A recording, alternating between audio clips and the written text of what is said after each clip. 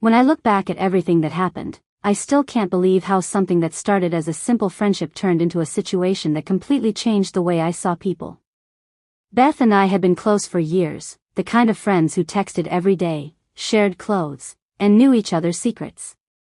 She had always been the louder one, the one who pulled me into conversations when I felt too shy, the one who dragged me to parties I would have never gone to on my own. I appreciated her energy, though sometimes it felt like she needed to be the center of attention, something I brushed off as just her personality. When Liam entered the picture, things started to shift, though at first, I didn't see it. He wasn't mine in the beginning, he was just another guy in our friend group, someone Beth introduced me to one evening when we were out with friends. He was funny in a calm, understated way, not the kind of person who had to be loud to get noticed. That alone caught my attention, but I kept it to myself. Beth, of course, noticed him too, and she made it obvious. She laughed louder at his jokes, positioned herself next to him, and made sure everyone saw how close she was with him. I assumed she liked him and didn't want to step into something that could hurt our friendship, so I kept my distance. For weeks, I just observed the dynamic, waiting to see if something between them would develop, but nothing ever did. Liam was kind to her, but I never saw the spark, never saw him look at her the way he eventually started looking at me. It was subtle, at first. He would ask me questions directly even when Beth was in the middle of telling a story. He would remember little details I mentioned once, like my favorite snack or the fact that I had an exam coming up. Eventually, he started texting me, just casually, but the conversations got longer, and it was clear his focus was on me, not Beth. That's when Beth's attitude began to change. She didn't confront me directly, but I could feel it in the way she spoke. She would make sly comments, half jokes about how I stole all the attention without trying, or how I acted innocent but always got what I wanted. I laughed it off because that's what you do when you don't want to cause conflict with a close friend, but deep down, I knew she wasn't joking. Liam eventually asked me out, and when I said yes, I was both nervous and excited. I told Beth immediately, thinking it was better to be honest. Her smile was tight, her "I'm happy for you" sounded just a little too forced, but I convinced myself it was fine. We were friends, and friends adjusted, but things didn't go back to normal. In fact, they slowly started unraveling in ways I didn't expect. Beth's comments became sharper, though she always cloaked them in humor, so if I reacted, she could accuse me of being too sensitive. Around Liam, she was overly friendly in a way that made me uncomfortable, but she acted like I was imagining it if I said anything. I wanted to believe she would never cross a line, not when she knew how I felt, but the tension was building, and I could feel it pressing on me like a weight I couldn't shake. Then came the night that changed everything. It was supposed to be a fun evening, just a group hangout at one of our friends' houses, nothing special, just movies, snacks, and laughter. Liam was there, sitting next to me, and Beth was across the room, quieter than usual, her eyes flicking toward us in a way that made me uneasy. When I excused myself to the kitchen to grab something to drink, she followed me, her expression unreadable. That was the first time she said something that made my stomach drop. She leaned against the counter and, with a casual tone that didn't match the sharpness in her words, she asked me if I really thought Liam liked me for me. Or if maybe he was just bored and I happened to be convenient. I didn't know what to say. Her words stung, not because I believed them, but because they came from her, my friend. I brushed it off, forced a laugh, and told her she was overthinking, but she just gave me this look, a mix of pity and something darker, and walked away. From that moment on, I couldn't shake the feeling that something was shifting, something I wasn't prepared for. I just didn't realize yet how far Beth was willing to go to prove a point, or how much her jealousy was about to cost me. After that night, I couldn't stop replaying Beth's words in my head. It wasn't just the comment itself, it was the way she said it, as if she wanted me to believe Liam's interest was temporary, like I wasn't good enough to hold his attention. I tried to convince myself she was just jealous in a harmless way, that maybe she was adjusting to me being in a relationship when we used to do everything together. Still, the thought lingered, and I started noticing little things I might have ignored before. For example, Beth suddenly began texting Liam directly, usually under the excuse of planning group hangouts. When I asked him about it, he showed me the messages, short, casual, nothing inappropriate, but I couldn't ignore the fact that she was reaching out to him more than she ever had before. He brushed it off, saying she was probably just trying to stay involved, but deep down, I knew it wasn't that simple. The next few weeks were a strange mix of happiness and unease. Liam and I grew closer, and with him, I felt safe. He wasn't flashy or overly dramatic, but he was steady, and I liked that about him. He listened when I spoke, noticed when I was stressed, and made small gestures that meant more than grand ones ever could. But every time Beth was around, I felt the shift in the air. She was overly attentive to him, laughing too loudly at his jokes, touching his arm in casual ways that weren't technically inappropriate but felt intentional. When I mentioned it to her once, she laughed and told me I was being possessive, that she was just friendly. Her tone was sharp, but her words were wrapped in sweetness, the kind that made me second-guess myself. One Saturday, Liam and I had planned a simple date at a little cafe downtown. We had been looking forward to it all week, just a quiet afternoon together, away from the group. When I got there, though, I saw Beth already sitting at the table with him. My heart dropped.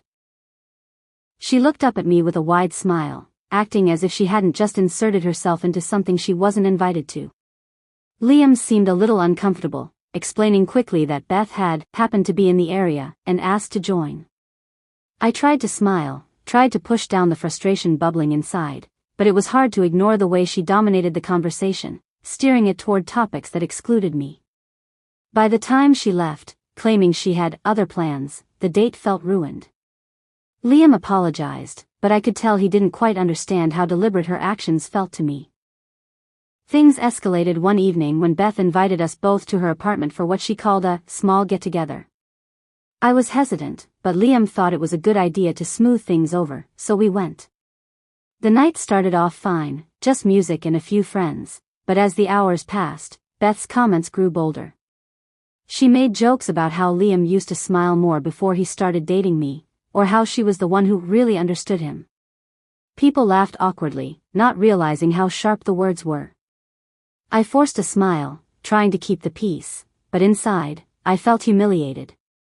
When I confronted her privately in the kitchen, asking why she was doing this, she tilted her head and said, "I just think you're rushing into something that's not meant for you." Her words felt like a slap. I walked out before I said something I'd regret, but I couldn't shake the growing suspicion that Beth's jealousy wasn't just about Liam, it was about me. She wanted to undermine me, make me feel small, and the scariest part was, she was good at it. Then came the turning point. Liam and I had been planning to attend a concert together, something we were both excited about.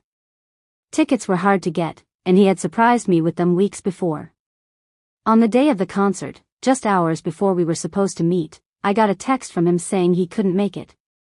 His excuse was vague, something about not feeling well. I was disappointed, but I understood, until I later saw a post on Beth's social media.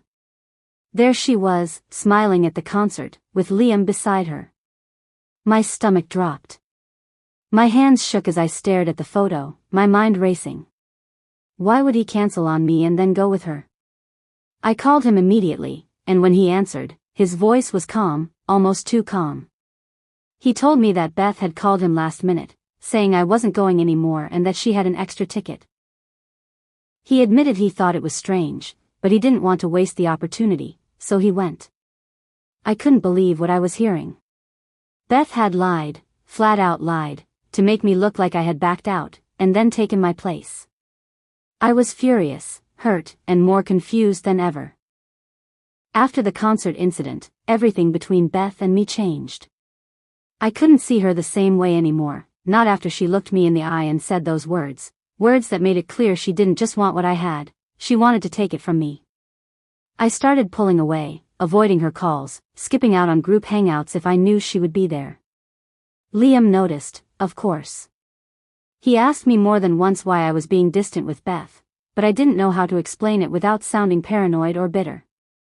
When I finally told him the truth about the lies she had told, the manipulation, and how she tricked him into going to the concert, he looked stunned. He admitted he had thought it was odd, but he never imagined she would go that far. For a while, I thought maybe things would settle down once he knew. We agreed to keep some distance from Beth, and I felt a sense of relief, like maybe I had finally taken control of the situation. But Beth wasn't done, not even close. She started showing up in unexpected places, at the coffee shop where Liam and I usually studied, at the park where we sometimes went for walks, even outside the lecture hall where one of my classes was held. Each time, she acted surprised to see us, plastering on a smile and making some excuse about just being in the area. Liam found it annoying, but he still tried to be polite. I, on the other hand, felt like I was being watched, cornered in places that were supposed to be mine. One evening, Liam came over to my apartment looking unusually serious. He sat me down and told me that Beth had messaged him again, but this time, it wasn't casual. She had confessed, at least that's what she called it, that she had feelings for him, that she believed he was with the wrong person, and that if he gave her a chance, he would realize they were meant for each other. My chest tightened as he showed me the messages, long paragraphs filled with her words, trying to convince him that I wasn't enough. My hands trembled as I scrolled through them, each one worse than the last.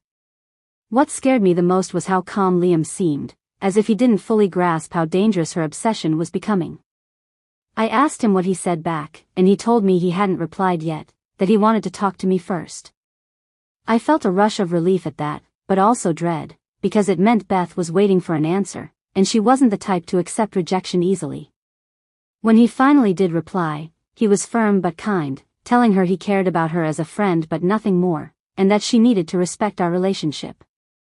I thought that would be the end of it. But I underestimated her.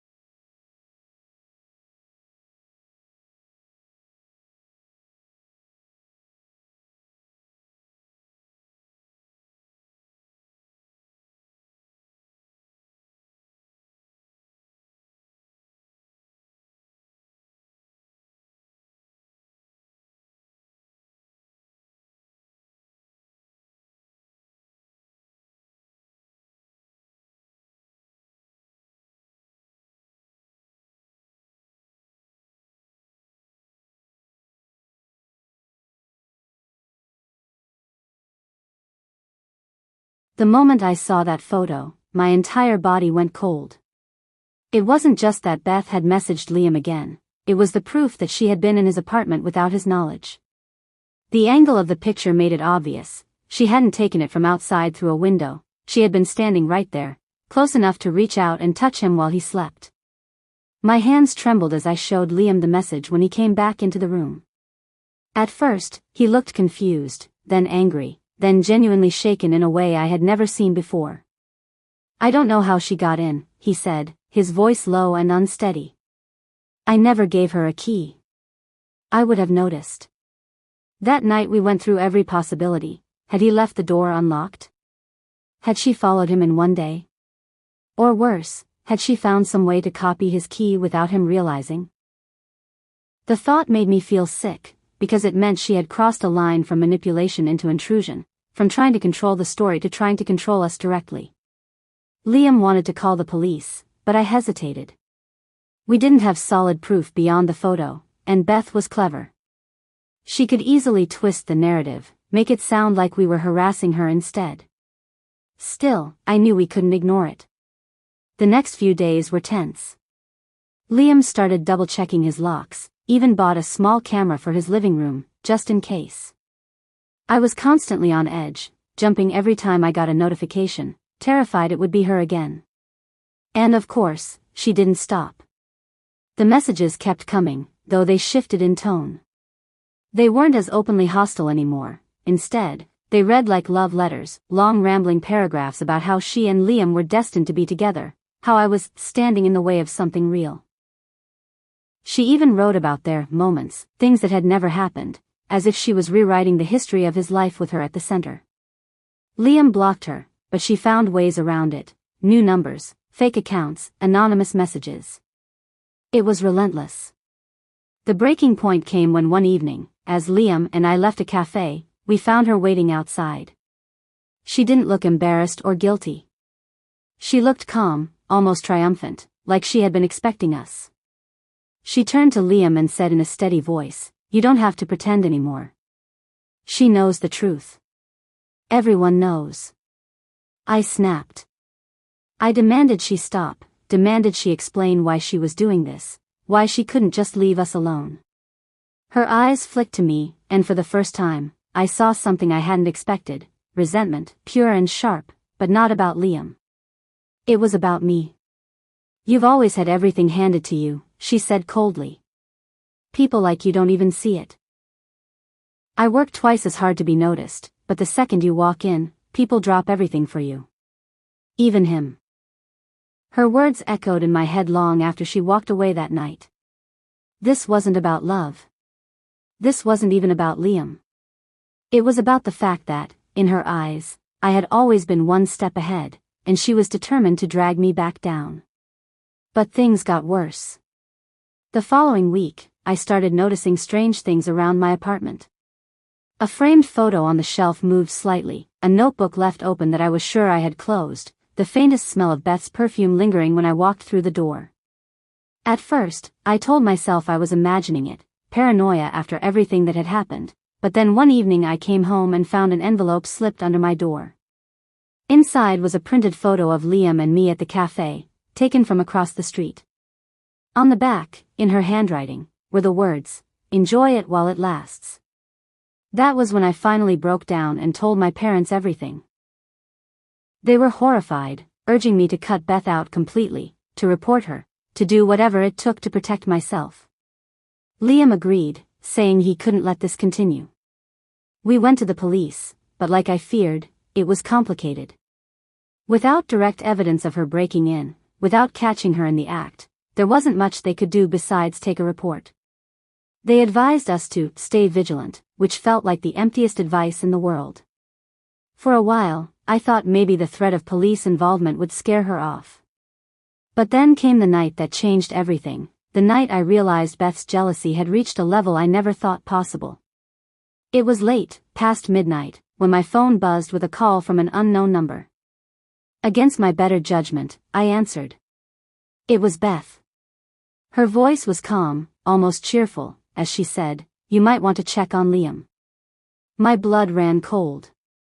I tried to ask what she meant, but she hung up before I could get another word out. Panicked, I drove straight to his apartment. When I got there, the door was unlocked. My heart pounded as I stepped inside, calling his name. He was fine, confused, half asleep on the couch, but on the coffee table in front of him was something that made my stomach turn. It was a photo of me, taken through the window of my bedroom, while I slept. Beth hadn't just been in his apartment. She had been watching mine too. And in that moment, I realized this wasn't jealousy anymore. This was obsession turned dangerous, and I didn't know how far she was willing to go next. The photo of me sleeping on my own bed was the point where fear completely outweighed anger. Up until then, I had been furious at Beth for lying, manipulating, trying to take Liam away, but seeing that photo pushed me into a different state of mind. She had been in my space, the one place I thought was safe, and I had no idea when or how. Liam grabbed the photo from the table, his jaw tight, and swore he wouldn't let her get away with this. We called the police again, but just like before, they could only file another report. They told us to think about installing more cameras, changing locks, staying alert. None of it felt like enough, not when Beth seemed to be one step ahead of us at every turn. For a few days after that, there was silence. No messages, no calls, nothing left at my door. I should have felt relieved, but instead I felt restless, waiting for whatever her next move would be. Liam tried to keep my spirits up, cooking dinner for me, distracting me with movies, even studying with me so I wouldn't have to be alone. He was steady through it all, but I could see the worry in his eyes. He knew this wasn't over. Then came the night of the party. A mutual friend was hosting a big end-of-term celebration, and at first, I didn't want to go. I hated the idea of being in a big crowd where Beth might show up, but Liam convinced me it would be good to feel normal again, to show her that she didn't control our lives. Reluctantly, I agreed. The night started off fine. Music, laughter, familiar faces. I even managed to relax a little. But halfway through the evening, I noticed something that made my stomach twist. Beth was there. She wasn't talking to me or Liam, she wasn't even trying to get close. Instead, she was standing across the room, watching. Every time I glanced her way, her eyes were locked on me, unblinking, as if she was daring me to react. I tried to ignore it, clinging to Liam's side, but my nerves were frayed. Eventually, I told him I needed air and stepped outside. That's when everything turned. Beth followed me out, and before I could go back inside, she blocked my path. Her expression wasn't smug this time. It was raw, unsteady, like she was on the edge of something she couldn't control. "Do you even understand what you've done to me?" she demanded. Her voice cracked, but her eyes were sharp. "You took him, just like you've taken everything else. Do you know how it feels to always be second, to always be compared, to always lose?" I tried to tell her she was wrong, that she had built this story in her head, but she cut me off, stepping closer, her voice rising. "He was supposed to be mine. He would have been mine if you hadn't gotten in the way. You ruin everything, and I'm done letting you win." Before I could react, Liam came outside. He put himself between us, telling her firmly that it was over, that she needed to leave us alone. For a moment, Beth just stared at him, her face crumbling, and then she did something I didn't expect. She laughed. A hollow, bitter laugh that made my skin crawl. "You think she's the problem," she said to him, pointing at me. "But you don't even know the half of it." Her words hit me harder than I expected. There was something in her tone, something deliberate, like she was holding onto a piece of information I didn't have. Liam looked confused too, asking what she meant, but Beth only shook her head and whispered, "You'll find out soon enough." Then she turned and walked away, disappearing into the night, leaving us both rattled and uneasy. Over the next few days, I couldn't get her words out of my head. What did she mean by that? Was it just another manipulation tactic, another way to keep us unsettled? Or was there something else, something she knew that I didn't? The thought gnawed at me until I finally decided I couldn't wait for her to make the next move. I needed answers. I started going back through old messages, old photos, trying to piece together anything that might explain her obsession. That's when I found something strange. Months before I even knew Liam well, Beth had posted a picture of the two of them together at a party.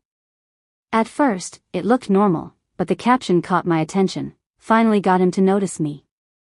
I hadn't thought much of it at the time, but looking back, it felt deliberate. Like she had been planting seeds, building a story in her own mind long before Liam and I became close. When I showed it to Liam, he frowned. That was the night I first met her. We barely even talked. The realization made my stomach churn. Beth hadn't just become jealous when Liam chose me. She had been fixated on him from the very beginning, rewriting their entire history in her head to make herself the main character. And if she was willing to rewrite the past, what else was she capable of doing to twist the future? The answer came sooner than I expected. One evening, as I was leaving class, a stranger approached me. He looked uncomfortable, almost guilty, as he handed me an envelope. "She told me to give you this," he muttered before walking away quickly. My hands shook as I opened it, and inside was a single sheet of paper with Beth's handwriting scrawled across it. It read, "The truth about Liam isn't what you think. Ask him about the night we spent together, he'll deny it, but deep down, you'll know I'm right." My heart stopped. When I read Beth's note, my entire body went rigid. The words were written in her familiar messy scrawl, but the implication was heavy, that Liam hadn't been honest with me, that something had happened between them, and that he had hidden it. I didn't want to believe it. I didn't want to give her the satisfaction of planting seeds of doubt in my mind. But as much as I tried to dismiss it, the thought kept circling, gnawing at me in the quiet moments. What if she wasn't completely lying? What if there was a sliver of truth she was twisting into something else? That night, when Liam came over, I couldn't hold it in anymore. I handed him the note. His expression darkened as he read it, his jaw tightening, and for a moment, he didn't speak. The silence stretched too long, and my stomach twisted. Finally, he let out a long breath and sat down. "There's something I didn't tell you," he admitted quietly. My heart dropped. He explained that long before he and I started dating, before I even realized I liked him, there had been one night when Beth had cornered him at a party. He had been drinking, not drunk but buzzed enough to let his guard down. She kissed him, and he admitted that for a moment, he kissed her back, not because he liked her, but because he hadn't known how to push her away without making a scene. But when she tried to take it further, he stopped it immediately and told her he wasn't interested. He swore nothing else happened, that it had been a single mistake of hesitation, but clearly, Beth had held on to that moment as proof of something that never truly existed. I sat there in silence, torn between relief and betrayal. Relief that he had told me, that nothing serious had happened, but betrayal that he hadn't been honest from the start. "I didn't want to make it bigger than it was," he said softly. "I thought if I told you, you'd see it as something more than what it was. And I didn't want her lies to have any power over us." I wanted to believe him, and deep down, I did, but the damage had been done. Beth had known about that moment all along, and she had been using it as leverage, twisting it into a narrative where she and Liam shared some hidden bond, something I couldn't erase no matter how hard I tried. The following days were a blur. Beth's obsession only escalated after she realized I knew. She began spreading new rumors, claiming she and Liam had been secretly seeing each other for months, waving around that single kiss as her proof. The difference now was that I understood what she was doing. She wasn't just jealous. She wasn't just manipulative. She was rewriting reality itself, building a version of the world where she always got what she wanted, no matter how far from the truth it was. But the twist came not from her, but from someone else. One of our mutual friends, tired of Beth's games, came forward with something that changed everything.